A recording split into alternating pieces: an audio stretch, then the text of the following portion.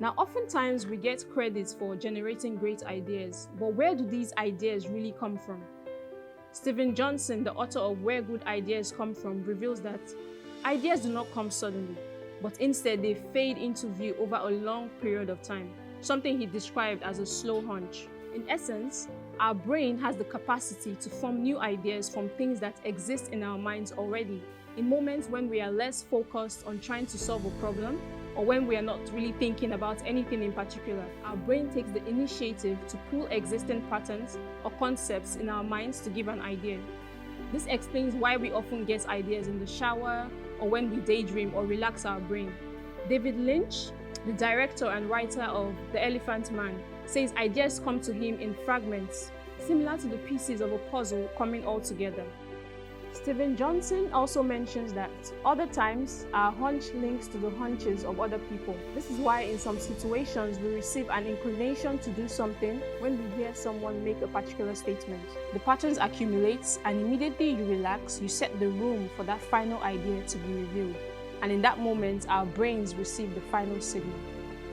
This accumulation of little concepts triggered by that final signal gives birth to an idea. Basically, ideas come for what goes on inside our brains.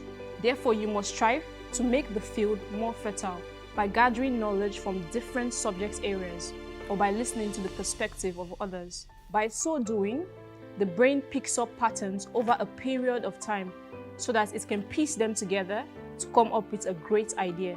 Let's think of it like a planting process.